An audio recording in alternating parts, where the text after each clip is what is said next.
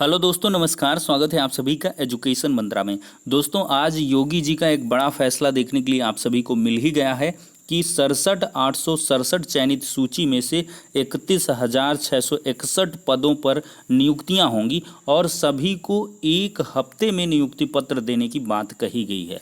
देखिए, ये जो आदेश है इसके बारे में किसी भी अधिकारी को कोई भी भनक नहीं है। आधिकारिक वार्ता के क्रम में चूंकि एससीईआरटी कार्यालय विभिन्न प्रकार के जो भी हैं वो बंद हैं आज की स्थिति में, तो कोई भी ऑफिशियल इन्फॉर्मेशन जाके आधिकारिक वार्ता के हिसाब से क्लियर नहीं हो पाया है। लेकिन कुछ अभ्यर्थियों ने अधिकारियों से संपर्क साधा है, तो फोनिक वार्ता के क्रम में अधिकारियों ने ये बताया है कि 69,000 शिक्षक भर्ती को पूरा करने का जो ये फैसला है ये मुख्यमंत्री कार्यालय से है, मुख्यमंत्री जी के सानिध्य में है।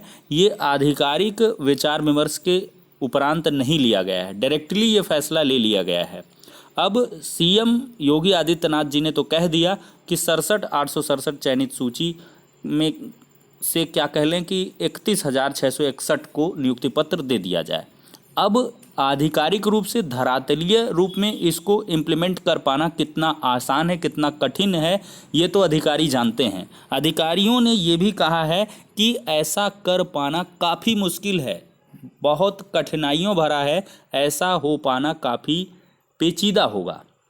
अधिकारियों ने खुद अपने फोनिक वार्ता में ये चीज़ें बताई हैं और बिल्कुल से है, प्रासंगिक है कि ऐसा कैसे पॉसिबल है कि 31,661 को नियुक्ति पत्र दे दिया जाए। देखिए, एक हफ्ते में तो ये कर पाना असंभव ही है। सुप्रीम कोर्ट ने अपने आदेश में कभी ऐसा नहीं कहा था कि 60-65 पर आप जो है ऊपर के 37,339 को छोड़ करके यानी कि 31,661 को अपॉइंटमेंट दे दीजिए। सुप्रीम कोर्ट ने साफ साफ, आप लोग अभी भी आदेश, मैंने फिर से उसको पढ़ा, आज फिर से उसको एनालाइज किया, उसमें साफ साफ ये कहा गया है कि 37,339 सीट को छोड़कर रिमेनिंग जो सीट्स हैं उन पे आप अपॉइंटमेंट कर सकते हैं। रिमेनिंग सीट्स का मतलब अब ये हो गया कि 31,661 पदों पर बिल्कुल आप 60-65 पर भर्ती कर सकते हैं, लेकिन उसके लिए आपको प्रॉपर रूल्स फॉलो करने होंगे। उसके लिए आपको विज्ञप्ति निकालनी होगी, उसका बाकायदा आपको जो है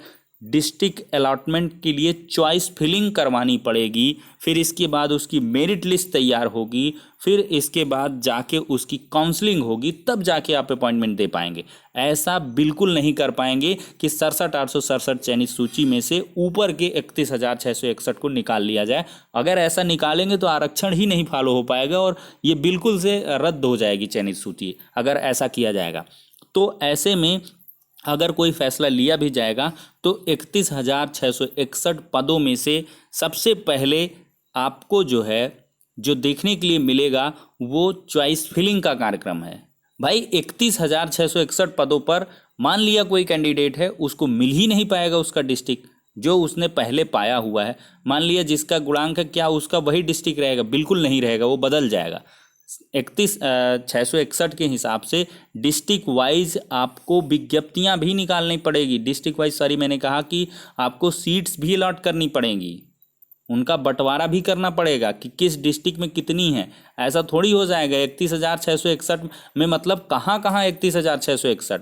मान लिया आप ऊपर के सब जिले निकाल लें और उसमें ही नियुक्तियां करने लग जाएं, तो बिल्कुल से ये व्यवहारिक नहीं होगा। इसके लिए बहुत ही एक्सरसाइज, होमवर्क करना पड़ेगा, तब जाके कर पाएंगे। और इसी पेचीदगी के चलते तो भर्ती को स्टार्ट नहीं किया गया था। अदरवाइज जब सुप्रीम कोर्ट का ऑर्डर आया था तभी इसको कर लिया गया होता।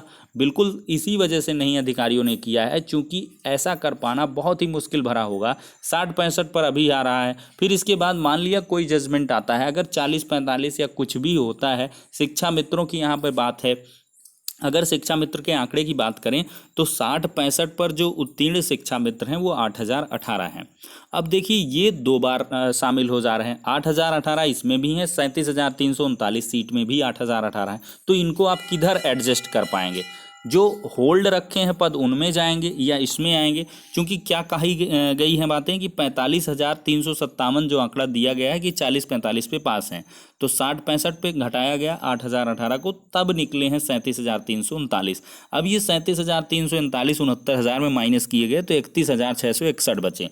तो ऐसे में 60-65 उत्तीर्ण शिक्षा मित्रों को भी 8018 में लेना पड़ेगा, तो उनका भी अलॉटमेंट बदलेगा। और सबसे बड़ी बात यहाँ पर देखने के लिए मिल रही है कि कई शिक्षा मित्रों को जो भारांक है वो भी नहीं मिल पाया है, तो वो लोग भी लगे हुए हैं इसी में।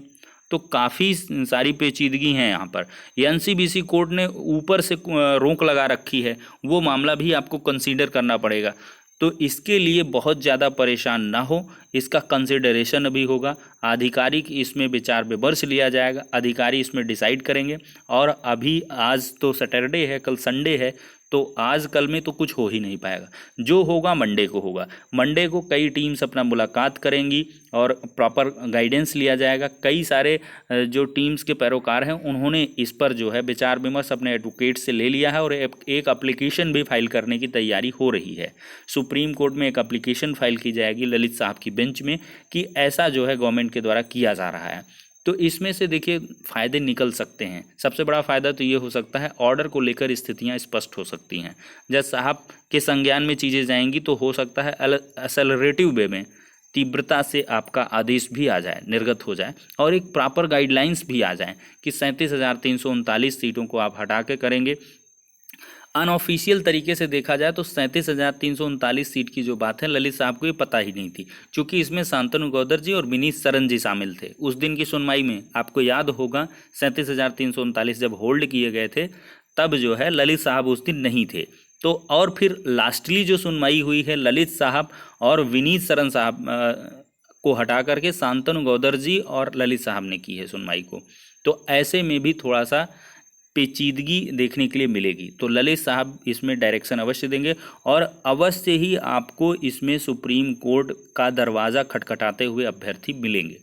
अब इसमें एमआरसी पीड़ित अभ्यर्थी भी बहुत तेज़ी से सक्रिय हो गए हैं। उनके द्वारा कहा जा रहा है कि 31,661 पदों पर पूरी तरीके से अच्छे से आरक्षण के नियमों का लागू किया जाए, पालन किया जाए और उसके आधार पर ही मेरिट लिस्ट को प्रिपेयर किया जाए। तो इसके लिए अगर विज्ञप्ति नहीं आएगी तब भी ये चयन सूची विवादों के घेरे में रहेगी और इसको चैलेंज किया जाएगा। अभी से हम आपको बता दे रहे हैं। इसके लिए अगर प्रॉपर प्रोसीजर को फॉलो किए करें तो सबसे पहले विज्ञप्ति आएगी, फिर डिस्ट्रिक्ट अलॉटमेंट के लिए चॉइस होगी और फिर इसके बाद मतलब मेरिट लिस्ट प्रिपेयर की जाएगी, फिर अलॉटमेंट की लिस्ट आएगी, उनकी काउंसलिंग होगी, नियुक्ति पत्र मिलेगा और तब तक में 15 से 20 दिन अवश्य लग जाएंगे। तो एक हफ्ते में नियुक्ति पत्र जो मिलने की बात सीएम जी ने कह दी है वो बहुत आसान नहीं है, बहुत मुश्किल है। इसके लिए आपको सोमवार का इंतज़ार करना पड़ेगा। सोमवार को सब कुछ आपको स्पष्ट हो जाएगा।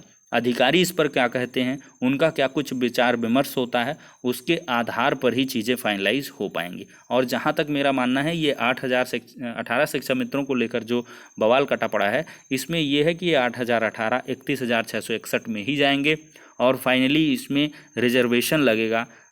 जो 50% है वो अनरिजर्व का लगेगा, 27 ओबीसी का, 21 एससी का और 2% एसटी का होगा, तब जाके ये चीज़ें हो पाएंगी। कभी भी ऐसा नहीं होगा। बहुत सारे लोग कह रहे हैं कि 31,661 ऊपर से ले लिए जाएं, ऐसा बिल्कुल भी नहीं होने वाला है। वो गलत कह रहे हैं, बिल्कुल परेशान ना हो। ठीक है दोस्तों, तो कुछ कुल मिलाकर जो बातें निकल के आई हैं आप लोगों के समक्ष रख दी गई हैं। सोमवार का आपको इंतज़ार करना पड़ेगा, सब कुछ स्पष्ट हो जाएगा। इसको लेकर बहुत ज़्यादा टेंशन ना लें, परेशान ना हो। और जो चयनित लिस्ट में हैं उनको तो परेशान होने की आवश्यकता नहीं है। जिनका चयन हो गया है उनका चयन एकदम से सुरक्षित है। ऐसा नहीं है कि वो अचयनित हो जाएंगे या कुछ दूसरा हो जाने वाला है। तो आप लोग थोड़ा सा धैर्य रखिए, प्रतीक्षा करिए। ऑर्डर को लेकर भी जल्द ही स्थितियां स्पष्ट हो जाएंगी, क्योंकि इसमें एप्लीकेशन अवश्य जानी है, सुप्रीम कोर्ट तक ये मुद्दा अवश्य जाने वाला है। तो ठीक है, कुल मिला के इतना ही। अब नेक्स्ट वीडियो मिलते हैं, तब तक के लिए शुक्रिया, धन्यवाद।